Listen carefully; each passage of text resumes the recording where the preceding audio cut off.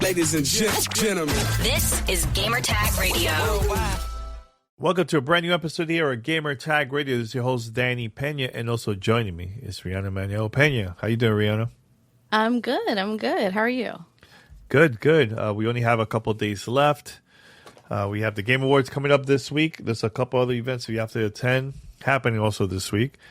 And then we're out on vacation. But we have a Game of the Year episode coming out next week or so. Is it next week? Yeah, sometime next week. Lots of surprises in that one. Yeah, it's the last episode of the year.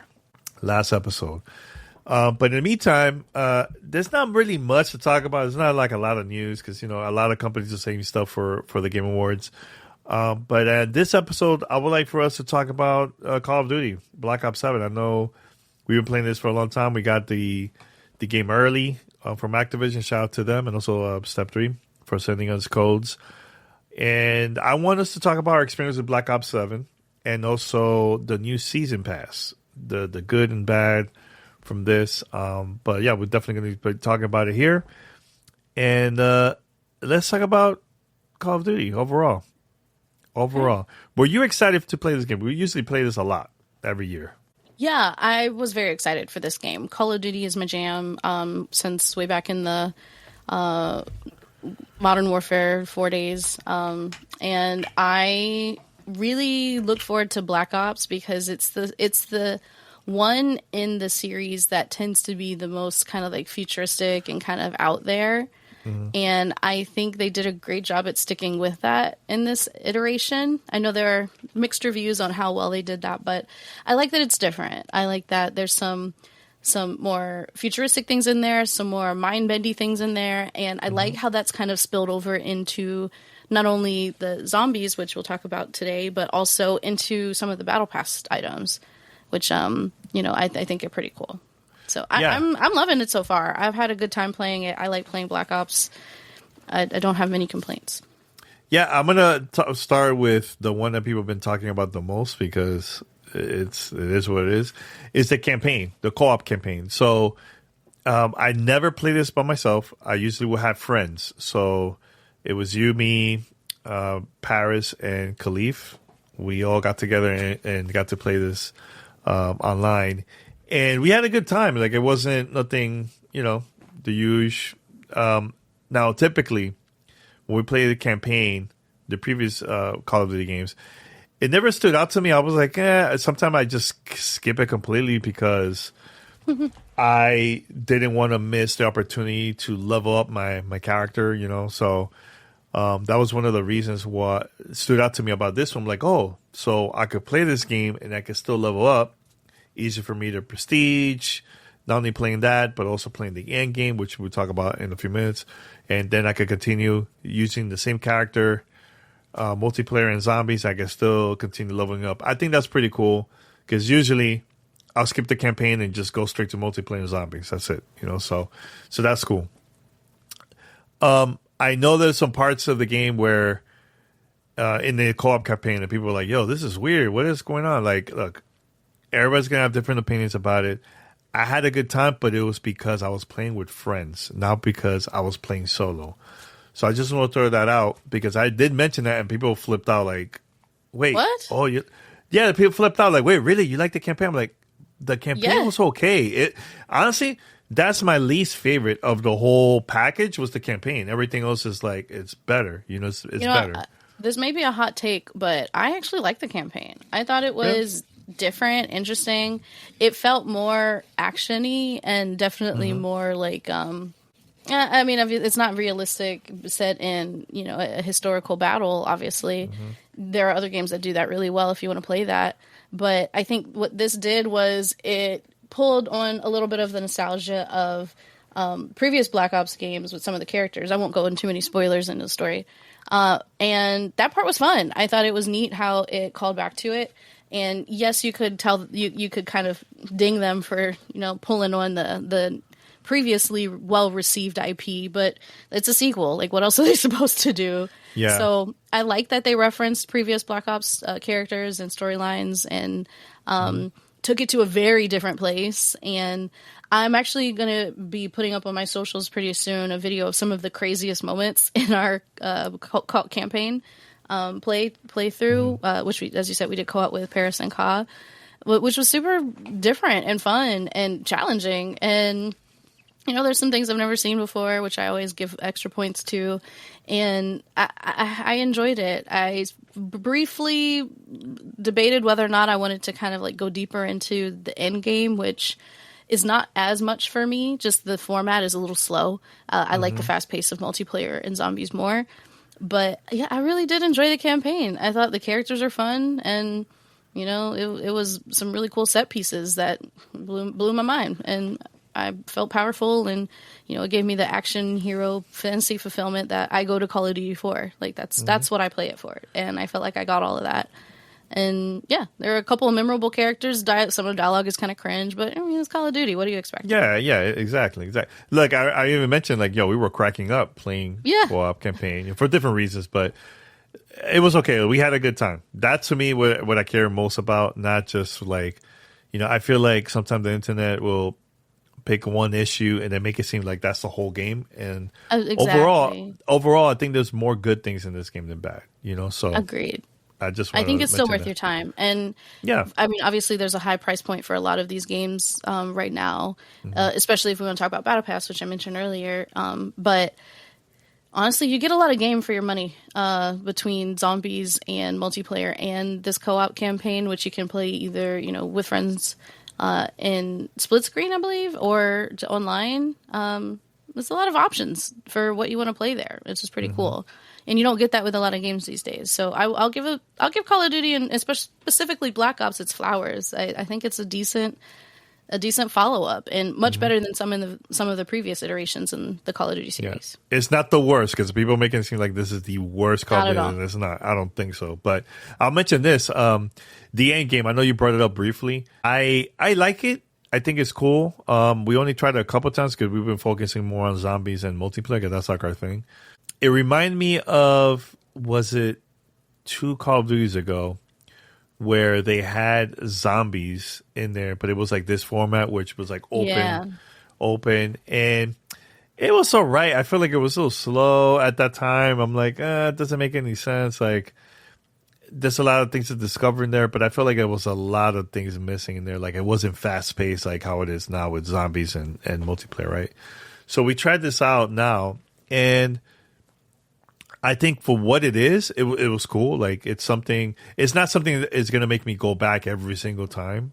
I think it is something where I would like to take a break from playing zombies and multiplayer. Like, hey, you know what? Let's try that out. We'll go and try that out, you know. But I think campaign and end game is like the least favorite things from my list of all the stuff that I like about Call of Duty.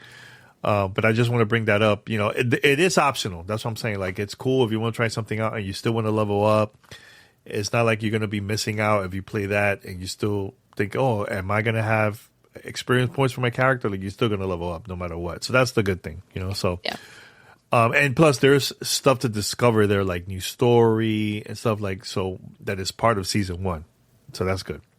Put it this way, we launched, the game, and season 1 trailer popped up, and it's the story continues from the campaign, and we saw what happened, and we were like, wait, what? Like, I gasped out loud. I was like, so what? Just with that alone, it is changing my mind about going back to Endgame and seeing other stuff you could discover as part of the story. So that's pretty cool. I think that's a dope thing to see. Now I will mention this, that multiplayer, I think, is one of my favorite parts of the game. Zombies, I'll put it like a close second. Yeah. With multiplayer, it's been phenomenal. I know they added new maps with season 1, and Activision is calling this the biggest season ever with so much content there, which is true.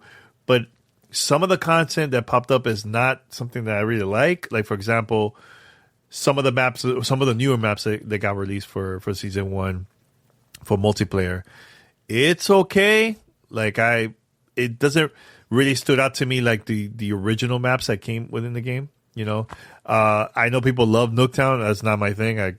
I don't care. You know me, Ree. I don't like Nuketown. That's not my thing. But people Not a love fan. that level. But one of the new levels, I think it was like there's like houses and there's like they consider like a warp. You go in there, you go to like another area of the map. Like that map, I can't remember the name of that map, but I think you look it up. I wasn't a fan of that map at all. I didn't like it, honestly. I played multiple times. It will pop up. I think it's good for like a good 6v6 type map. I think that's one of them. I can't remember. Yeah, I'm looking it up right now.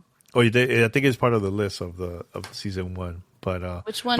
You want the one that has the warp portals? It's on like it? warp portals and it's like houses in there too. It's okay. It's okay. It's not for me. Not for me compared to the other maps I got to play in the game. I think that's my least favorite map. My least favorite. I'm looking. Now the one that is like the trains hanging up, and you could walk around and jump wall to wall, and you know what I'm talking about. It's like a lot of buildings in there. You know, I can't remember the name of that map. It's so hard to like. You're describing so many of them. There's like trains that you could also jump. And from the new maps, you could jump on top of the train. It looks futuristic.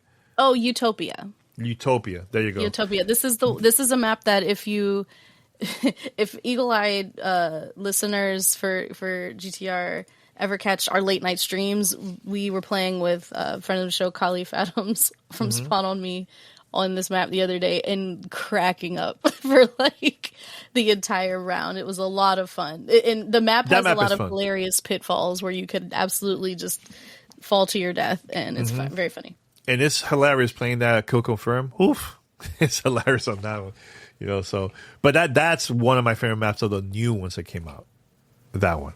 So but overall, I'll mention this. Overall, like I really enjoyed multiplayer a lot. I think it's the number one part of this game. My favorite part of this game. Usually it's more zombies, but I feel like zombies, it went a little bit down, just a little bit compared to the previous zombies.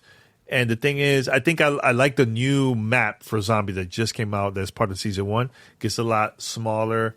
I feel like the other one that came out originally from the game, I feel like it's too big, and just the driving, getting to the other side, it just took so long. Like it kills the vibe sometimes. Like there's a lot of good in there, but there's also some bad that kind of lowered down the experience a bit for me. But it's still my second favorite part of Call of Duty Black Ops 7. You get what I'm saying? And for season 1, the new map is called Astra Malorum. And what I really like about this update, this map for zombies, is it's much tighter than was it Ashes of the Damned. And it's also, it feels a little bit more approachable. Like the objectives are a lot more straightforward. It's really just go in a big loop, unlock everything, and survive, right? Like there are some mini objectives that they give you once you've gotten past a certain number of mainline objectives, and it gives you something else to work on as you're just, running in a circle, trailing a bunch of zombies in a kite. And they're really fun. Like there's one that we found the other day that we got really reliant on. It was a certain trap area that we had to set, and it became to the point where we couldn't even survive without the trap going off to kill some of the zombies for us. And we had a good time. It was a lot of fun, and it's a little bit easier to keep up with your other players. You don't get quite as separated, quite as far from each other. Again, because it's one small loop, it's a little bit easier to stick together. It's easier if you're queuing in with randoms or playing with people that don't use mics. It's a lot easier to keep up with each other in this new map as well. So yeah, there are a lot of things in this this zombies update that I'm a big fan of. It makes me want to play zombies more than the previous one. And I think that's huge, right? Because I already liked it. So wanting to go back into Astra Malorum even more often than I used to, I find myself switching off of multiplayer more now. So that's really successful and really cool. But yeah, that's like my main thoughts on zombies is that it was already good in Black Ops 7, and they made it even better with this season 1 update. Now, there's one mode that we haven't even played yet. We haven't even tried out, and this is the Zombies Arcade. Yeah, Dead Ops Arcade. We've played it before in previous Black Ops.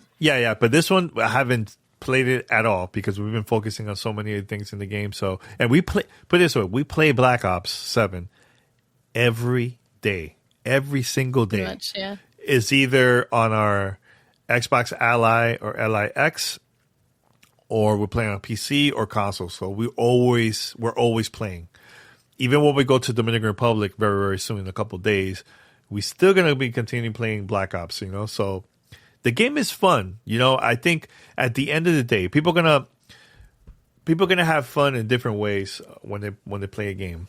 And for me, if I buy a game or I download a game through like Game Pass, if it's something that I'm gonna go and play it and go back again and just play it because I'm enjoying it, that's like the part that I love, is when the replay value of it just going online or playing solo, and I'm always going back to the game, back to back, So this is the game that I think I have the most hours out of any other game that it came out this year.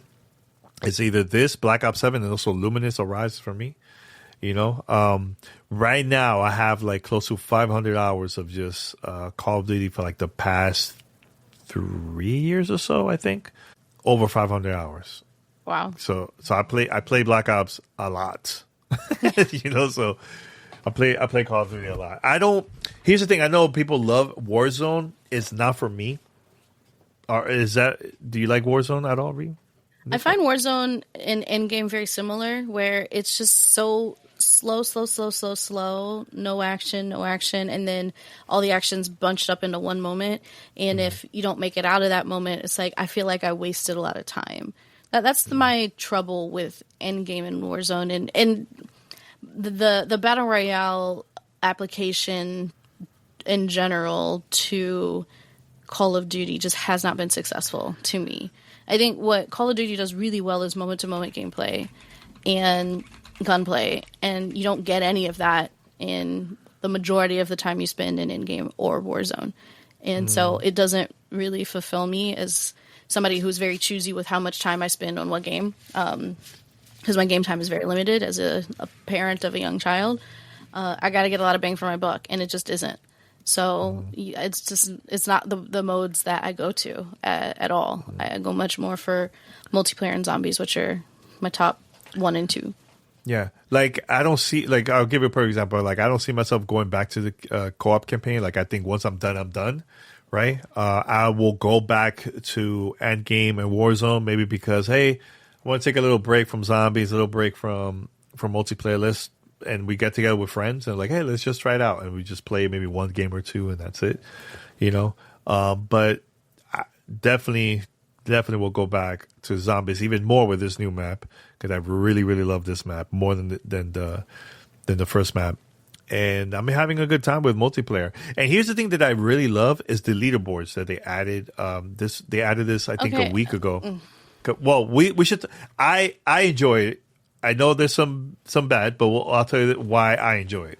I enjoy it because I want to see, because when the leaderboards launch for multiplayer, that was the first one that came out. Now there's a new one for zombies. When it came out for multiplayer, it will randomly select other players that's also playing, and it will pop up there, right? You will see leaderboard every match. You could also do that in the lobby when you're waiting for it to go to the next match. And there's always going to be a couple people from that leaderboard. It's like, yo, they're just playing this like every single time. And here's a bad thing. And it reminds me of a game that I played years ago. It was a Tetris game. I can't remember exactly the name of it, but I will play that a lot. My brother was in the top of the leaderboards. I think he was like number 1 in the world. He will turn off the Xbox console, go to sleep. He turns it on. Now he's like number 12 because he was out for a couple hours. That's the part that sucks. That where as soon you turn it off, somebody that's in that leaderboard is gonna come up because you're taking a break, or maybe you got to go to work or whatever, and then your profile goes down the leaderboards because of you're not playing. There's people that just play this like nonstop, and they're like a number 1, number 2, or something like that. So, but I enjoy it, because it makes me want to go back and just play again and seeing my score and going back. Like to me, it's fun. It's not, I didn't find it frustrating. And here's the thing, it is optional. You could just ignore this whole away and just play your games and you still will have fun, you know? But I think it's cool. It's something different. I don't mind. I feel like I'm enjoying more the multiplayer leaderboards than the zombie leaderboards because the point system, the score system on that is very different than the multiplayer one, you know? So, but go ahead. I know you have lots of things to say about this new leaderboard system that they have. It's like part of the event that happens every few weeks or so. I don't have a lot to say. I just don't like it. Okay, all right. Okay. Yeah, and I can make this quick because you already explained it really well. But you know, it's similar to leaderboards that you see in like a mobile game where the goal is to get you to keep playing and keep playing and keep playing, right? And it's by design that as soon as you stop playing, 14 people jump ahead of you in the leaderboard. And one thing that I really disliked the first week where it was in multiplayer, the mode that I play the most is I was matched with, 20 or however many random people across the world. We're all in the leaderboard together and I play 3 games. I come back out and I'm in like 12th place or something. I'm like, okay, cool. I can work on getting my rank up or something. I look at first place and no kidding, they're 2 decimal places higher than me. Like I had 6,000 points and they had like 600. I'm like, well, what the, sorry. Well, I'm like, what is the point? And it made me want to not play it. And that's the opposite of what they're trying to do. So I think it needs some tweaking for sure to put people in groups with other people who play the same amount as them. Because otherwise it really just felt very pointless and discouraging. And that's not what you want when somebody's loading up your game, right? So I think it needs some more work. Yeah. And now there is cosmetics, like a lot of stuff that you can unlock, and not only through the leaderboards, but also by the points that you have in total. So even if you're not in the top 10 or whatever, you can still unlock stuff. So which is cool. That motivates me to play and maybe unlock some cool stuff in there, make my gun look better, I guess, But overall, like, I'm really having a good time with Black Ops 7.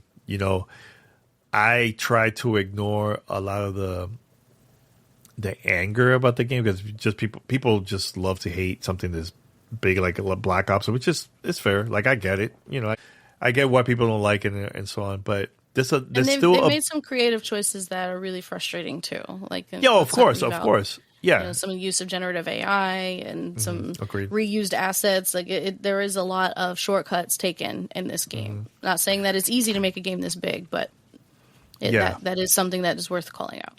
And that part is fair to talk about, but sometimes people just hate it just to hate. That's the part I'm like, you haven't even played the game.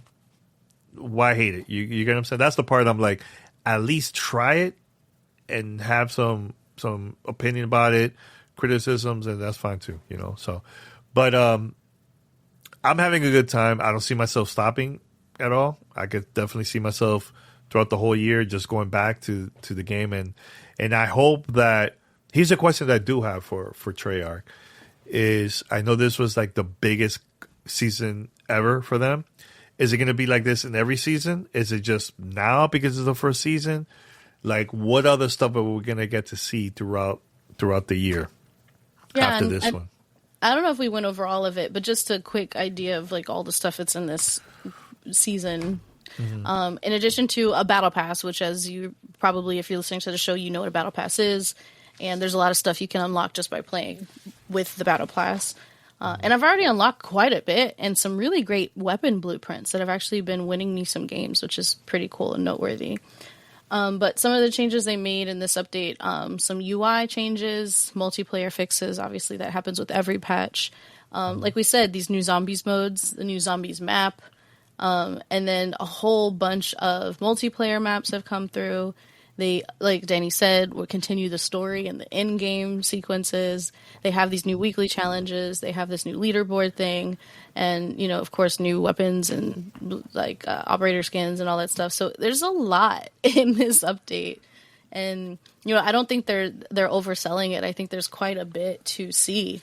If you played opening week and you haven't opened up the game since then, it does feel like there's a lot to see that's new. And then they also introduced some new seasonal events, right? So they have like this thing they're calling Rally Point, where it's like They have more blueprints and weapons and operator skins and camos and things. So it does seem like they're continuing they're planning to continue to do this, which is pretty cool. They're really focused on anti-cheat and making sure that it's fun to play this. I have some reservations about some of the things that they're doing to encourage people to play, like leaderboards, but they can only learn. So I think it's positive to see this level of support. Granted, the game did just come out, so if it's this well supported next year at the same time, that would be really cool. Or if they dump all of this into the next iteration, maybe that's the way they're going to go instead. But I'm feeling really proud, feeling really positive about what I've played so far, and still having fun. So, yeah, I think they're doing a good job. Now, one last thing I have to mention, because I got to give them props for this. I know a couple of weeks back, before we had the team at Asus on our show to talk about the Xbox Ally and Xbox Ally X, one of the things I mentioned is, for me, look, I have glasses. I tried to play Black Ops 6. This is before 7 came out. I was playing Black Ops 6, and it was really hard to read because the text was so small, and it was really giving me a headache. It was a lot for me.